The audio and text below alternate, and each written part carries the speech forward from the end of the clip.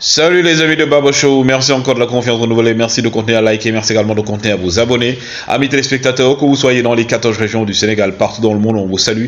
Ceux qui sont également dans les hôpitaux ou malades chez eux, on vous souhaite de recouvrir la santé. Ceux qui sont également derrière les barreaux, on prie pour que le bon Dieu vous permette de retrouver vos familles, mais également de rester sur le droit chemin. Et ceux qui nous ont quittés, on prie pour que le bon Dieu les accueille au paradis céleste. Mais aussi, n'oubliez surtout pas les amis de liker et surtout de vous abonner et de partager nos vidéos. L'actualité, on va parler du point mercato, mais d'abord aussi on va parler de Yaya Touré qui a parlé de Sadio Kaiser, magnifique Mané, et aussi on va parler du Milan AC et de Boulaye Boulaye, mais aussi des autres clubs qui sont intéressés par l'attaquant sénégalais. Mais avant tout, une anecdote faite par Filippo Inzaghi qui dit que le Zinedine Zidane des entraînements était 2 fois ou 10 fois plus fort que le Zinedine Zidane qu'on avait l'habitude de voir sur le terrain. Il dit qu'il était émerveillé lors des entraînements, et un jour Zidane est venu lui dire: man, ce que tu fais, si je pouvais le faire, je serais notre joueur. Et Inzaghi l'a regardé pour dire: écoute, lui, ce qu'il fait, moi, si j'arrive à les faire, qu'est-ce qu'on allait dire de moi?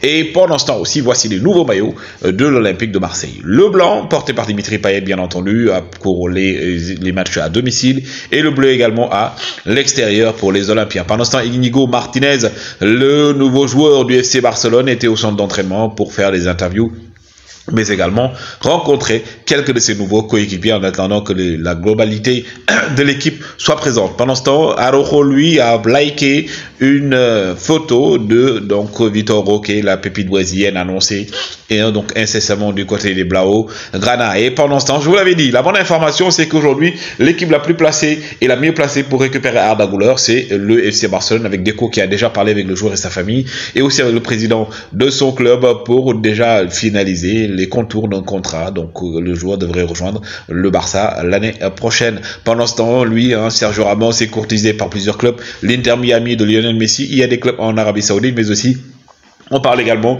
de son ancien club, Séville. Donc Ramos qui a une multitude de choix à faire. Pendant ce temps, donc Lionel Messi va toucher entre 50 et 60 millions d'euros par an du côté de l'Inter Miami. Il aura des parts par rapport également aux maillots vendus, mais aussi il y a des pourcentages par rapport au sponsoring et tout. Et à sa retraite, il aura un pourcentage dans les actions de l'Inter Miami. Pendant ce temps, le président de la Fiorentina, excusez-moi, est sorti pour clarifier les choses. Il a dit que j'entends parler de Manchester United, mais pour l'instant, aucune offre officielle n'est venue sur la table pour nous parler d'Amra Bat. Pendant ce temps, Bernardo Silva lui a fêté son mariage avec sa dulcinée, et aussi est attendu au tournant des propositions venant de l'Arabie Saoudite, du Paris Saint-Germain qui insiste, mais également de Manchester City qui voudrait le conserver en lui proposant un salaire mieux que ce qu'il avait. Pendant ce temps, Mason Mount, lui, a déjà réussi sa visite médicale. Donc, incessamment, vous allez avoir donc l'officialisation de l'arrivée de Mason Mount du côté donc de Manchester United, parmi les hommes forts que désirait Erik ten Hag. Valbuena, lui, va quitter l'Olympiakos, mais quand même voudrait tester ou bien vivre une autre et une dernière expérience avant de raccrocher les crampons. L'ancien joueur de Marseille et ancien coéquipier d'un certain Benzema, comme vous le savez. Lui, Léao, est très déçu par le départ de bien entendu Sandro Tonali, parce que selon lui, donc Sandro Tonali était le Gattuso du Milan. En tout cas, c'est ce qu'il espérait, parce que lui, c'est un supporter à 1000% du Milan, et il pensait qu'il allait rester à vie du côté du Milan.